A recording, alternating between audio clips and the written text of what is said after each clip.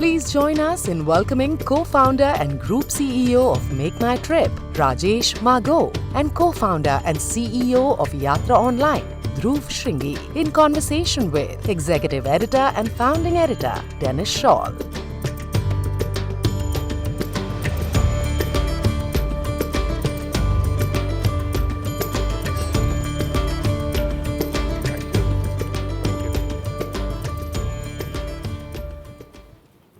Good morning. I was the first Skift employee after Rafat and Jason, so it's just amazing after 12 years to be here in India and to see all you people, so it's awesome. So the setup, MakeMyTrip, you probably know, the largest OTA in India, Yatra, the leader in managed travel, and we're going to get right to the session title. Where will the next billion travelers come from? So that's a reference to the fact that 1.3 billion travelers traveled internationally last year. So where are the next billion going to come from? Hint, it's not Finland, it's not Costa Rica. India is going to be involved. India is slated to be the 5th largest outbound travel market by 2027. So how are you guys going to take advantage of the surge in outbound travel? I'm going to ask both of you that question. And what would be the challenges? Good morning, everyone. Firstly, pleasure to see so many people here. In terms of the market in India, I think if you look at India, one thing we've learned the hard way is that there are multiple different Indias. There isn't any one India. So you have to figure out which India you're addressing. There is obviously the 1% India, which has almost a 50,000 per capita GDP. Right? Similar to what a GDP of a European country would be. You've got a bulging middle class, which is anywhere between 25 to 30% of India, right? Which will have a per capita GDP of 8,000-10,000. They are more aspirational. And then there is a different population set, which is maybe equivalent to a sub-Saharan, right? So for a moment, if we just focus on the middle class, right, the 25 to 30 million, because the guys who are in the top 1%, they are anyways traveling overseas, right? The aspirational class in India is growing pretty rapidly, and it's no longer limited only to the metro cities, right? What we've seen is that travel is becoming, especially post-pandemic, such a top-of-mind thing for people to do, right? Everyone wants to live an experience of life. There is a saying that's coming in right now. It's based on a movie in India called Zindagi Na Milegi Dobara, meaning you only live once. And on the basis of that, you're seeing people wanting to spend an incremental part of their disposable income towards travel. So from our perspective, we are looking at going deeper into tier 2, tier 3 markets, right? See how do you access these customers. The good thing that's happened today versus maybe 15 years ago when we started, or 20 years ago when Rajesh and all started, is that today mobile devices are all pervasive in India. So your ability to reach the customer is much better. In our initial years, we had to go about building physical distribution or having at least some kind of touch points in those markets. Now, I think through a digital platform, you can get it into that customer base. The medium that you use to get into it would obviously be very different, right? The kind of media that they're consuming, the kind of things that they're doing, what they're looking for is quite different. But I think that's one of the key things now to focus on, right? How do you get into these tier 2 market segments where people have historically maybe traveled domestically, but always had the aspiration of traveling internationally, and provide them a platform that enables them to do this seamlessly.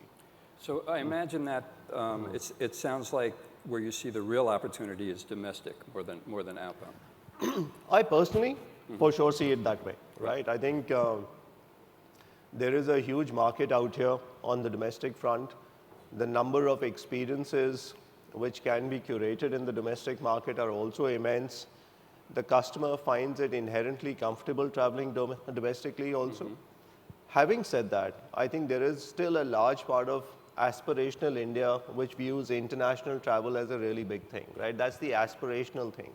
So everyone wants to, tick that box and say, I've been overseas. So to that extent, while I do see, domestic to be the big daddy, so to speak of, in the industry, I think industry should also not just, ignore international. Right. There is a large enough market out there. Rajesh, what's your take? One of the drivers that is actually driving travel in India, very fundamentally, is actually infrastructure improvement. If you look at some of the capex investment that has happened across the board, improving the infrastructure, whether it is all kind of transport mode or new airports getting added, new capacity getting added. There is investment happening on the road infrastructure. There is investment happening in the rail infrastructure. If I give you some numbers, 17 to 23, if it was like 63 a trillion rupees that was invested by public and private together, in the next 5 years, it's going to be 2.5x of that number. So that momentum is going. And if you think about it, historically, India used to travel mostly on rail. And if you fast forward today and look at the civil aviation market that is growing and look at the road infrastructure that has improved, look at the highways and the expressways that have come around, just from a travel standpoint, that is fundamentally driving that. And I think this momentum, the continued momentum, is going to further help to support the domestic travel industry for sure. I would tend to agree on with Dhruv when he was saying that the opportunity is huge because the demand is really driving the opportunity. All sort of demographic cohorts, if you see, the income is rising across the board, whether it is less than $5,000 income, which is going to drive the, let's say, ground transport traffic, or it is more than $10,000 income, growing from, say, about 50 million households to about 100 million households in the coming years. There's going to be opportunity both for domestic as well as outbound, international, because I like what Kappa said some time back, that potentially even in the next 3 years, outbound could be the new domestic as well. You touched upon, in your question about the challenge. So I want to just highlight one challenge that we might have. I think the opportunity-wise, it's huge, and it is for us to lose, to be honest. While there is huge amount of infrastructure development happening, which is going to solve the connectivity, which is the first thing that you should always do, and that drives the travel growth. I think the challenge is going to be to take the traffic away from the main cities. Or the main destinations or the key destinations, because they're like busting, like like Goa. Unless Goa would expand the capacity, it's going to be a challenge because Goa is the only beach destination that we have in India. And similarly, many hill destinations and stuff like that. So the in-destination infrastructure needs a lot of improvement. In-destination capacity needs a lot of expansion, and we need to think about it, and also from a sustainability standpoint. So I think that might be just one challenge that we will have to just continue to keep grappling with, but otherwise it's just a great momentum right now. Right. So let's talk a little about the competitive landscape. So there are a lot of international players coming in, Agoda, Booking.com, Expedia, Trip.com group. One thing, Rajesh, you said, we were talking before this, it was interesting. You said that the price wars have been diminished in recent years, except for one international player. So what is and I assume that's Agoda, who I'm going to be talking to later. So, I booked a hotel for this weekend, and the rate I got from Agoda was $150 lower than the hotel website. So how do they do that? And what does it mean for competition in India? Interesting that you say that. First, to clarify, for the benefit of Omri, I think he's sitting in the audience, that I didn't say Agoda was doing that. Just to clarify that important point, I'm catching up with him. No, but more importantly, that was in the lighter vein. I think you have to see it in a completely different perspective, by the way. 20 years ago, 23 years ago is when we started, Yatra also started pretty much around the same time. The market was pretty early, First 6 years, nothing was really happening. And then after that, digitization started slowly and gradually. The real digitization has taken place only in the last 6, 7, maybe 8 years, because, it was actually coinciding well with the birth of smartphones, if you will, and that the bandwidth improved significantly. So as the opportunity becomes more and more bigger and people see, the flow of capital in the country that comes in naturally, right? I mean, you think about any emerging industry or an emerging country rather, and you will see exactly the same pattern. You will see, early stage, there will be some interest that's building up, and then it catches up, and then huge amount of capital inflow that comes in. And then, all of us, I would say including us, we all get carried away, sort of tapping into that market opportunity very, very aggressively. And in that, as you sort of approach that and you start to build your business, and you willy-nilly will get into going supremely aggressive in terms of customer acquisition. So I think that's the way it needs to be seen. It is a function of how big is the opportunity, and everyone wants to come in. Competition, otherwise, to be honest, is very healthy. You have to have competition in the market. The market is huge. And, over time, if the market is not necessarily big, then the market will get consolidated, which is the evolution of the market in itself. But you would see that happening and see that natural evolution happening in the market. And as it sort of gets more and more consolidated, then you will see some of these practices will go down as well. Because, beyond a point, we all know it's not sustainable. But it is quite a common phenomena in the internet industry overall. We all sort of get carried away with the reach that internet provides. And can I just jump the gun and acquire the customers faster than anyone else in the market? I think and we all do that. I think in different stages that we would have all done it. But I think what is more important is to realize very quickly, and and that is where then the men's would get separated from boys, I would say, that it's not sustainable, and how which are the core areas that you need to sort of focus on for you to be able to build a long-term sustainable business. Right. But I don't think we should just think that this was just an India phenomena. It is happening, like whether it is Indonesia or China. Every emerging country has evolved digitally like this, except maybe Western world. Western world evolved differently, but emerging markets, every emerging market evolved like that. So I think just to add to that, there are also different pockets, right? So I don't think we should taint everything with the same brush that competitive intensity is high.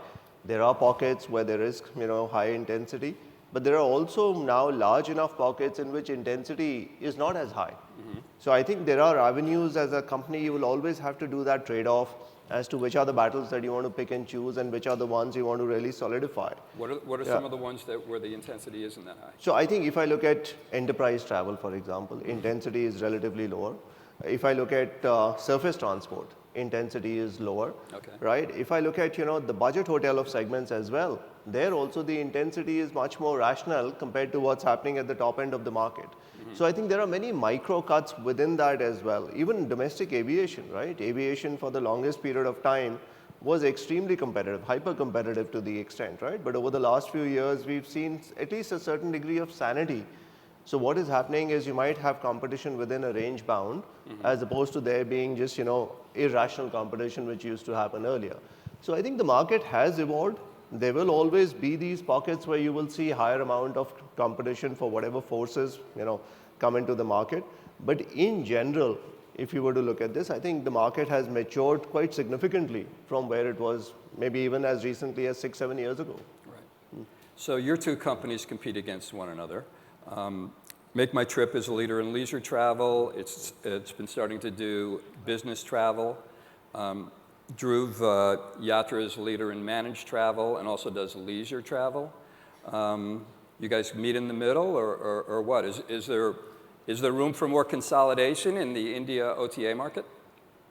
I think if you look at the market and take each segment, enterprise, just about 20% of it is in the organized market.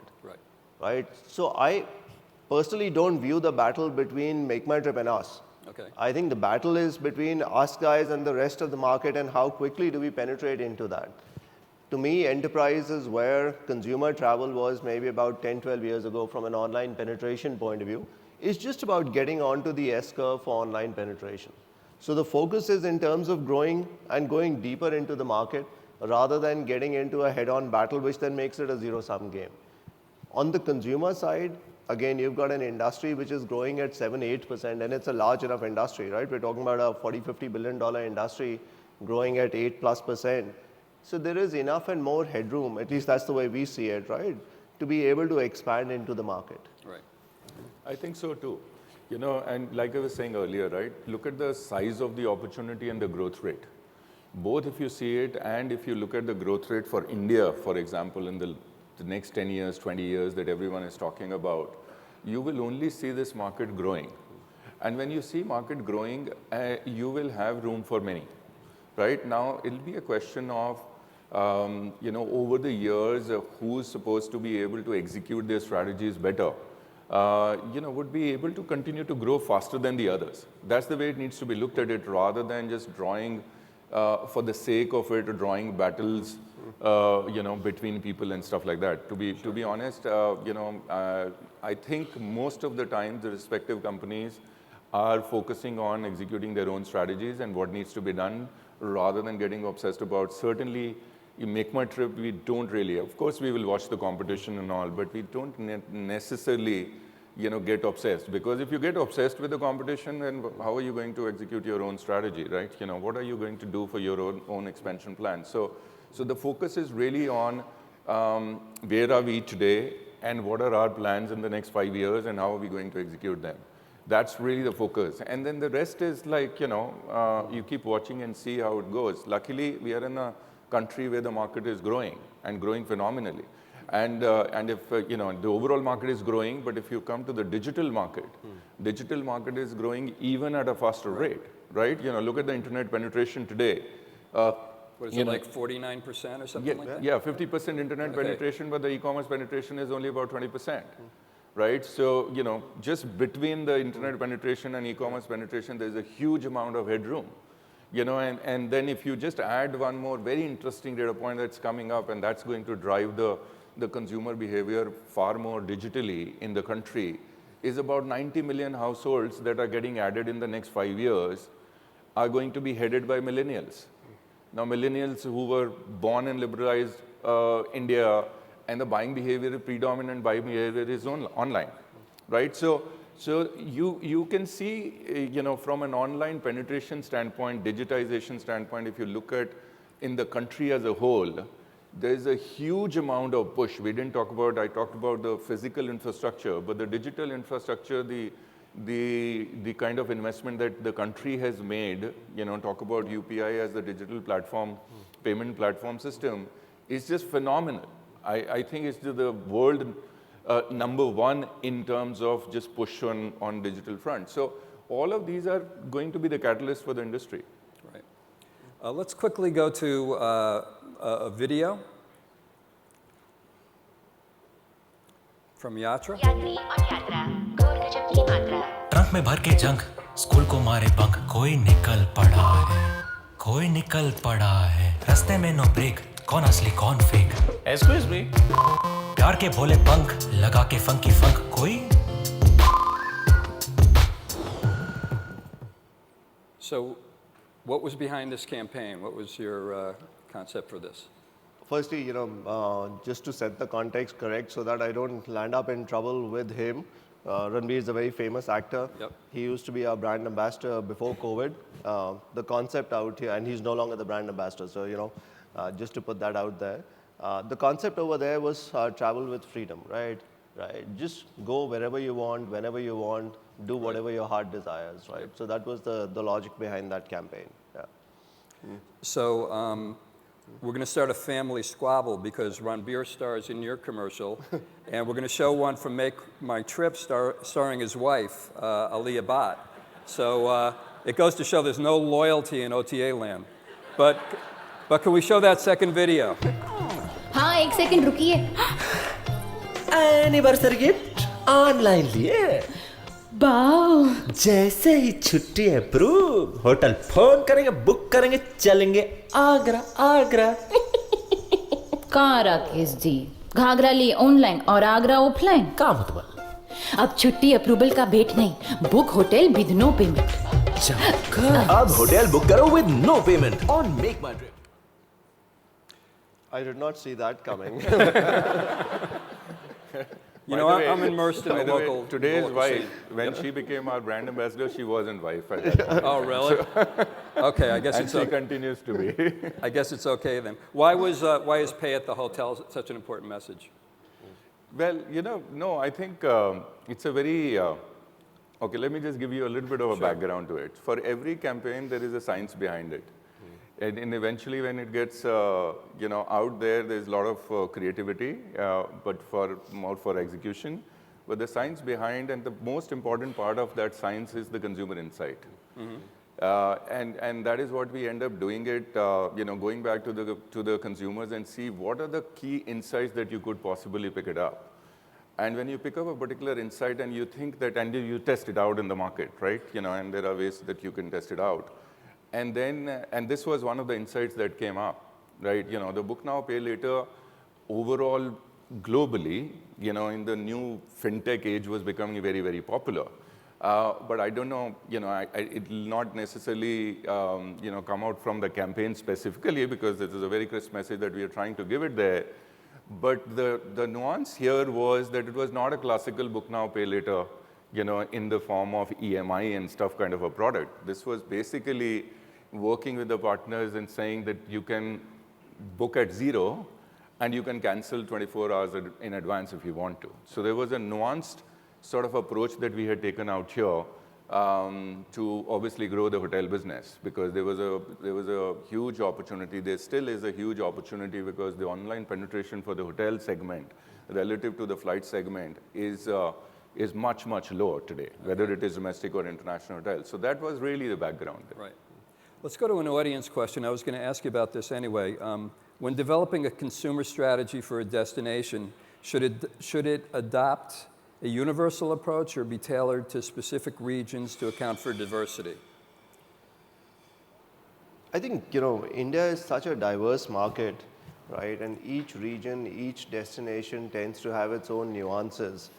At least in our experience, and now having seen how digital platforms have evolved that allow you to segment your messaging much better, we found that being more specific to what the region is about, to what the particular activity you're trying to do, tends to give you a better result than having a more generic one. A generic one is needed at times to build out the brand, build out saliency, but once you've achieved a certain level of saliency threshold, from there, at least we've seen being more specific in your messaging, especially when it comes to marketing certain regions, that tends to be more efficient. Right. Rajesh, we were talking before how your train and bus apps are in like 5 languages. That's true. Yep. And I actually think that the stage that India, Indian travel market or digital travel market has reached, I think it's becoming imperative to go regional more and more.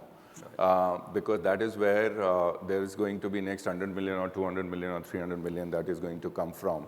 And that in that context, then, the multilingual is one way to go because India is a large country and we've got many, many regional languages. And we've got huge English-speaking population, but we also have, go beyond, let's say, top 20 cities in India. There is a lot of regional language consumption that happens, whether it's a content consumption or it is, just the speaking, the most preferred spoken language, if you will. So in that context, and today technologies are available for you to be able to solve for, in that context that we had sort of launched our conversational flow in Hindi and 4 more regional languages, both for bus and rail, in fact, even flights.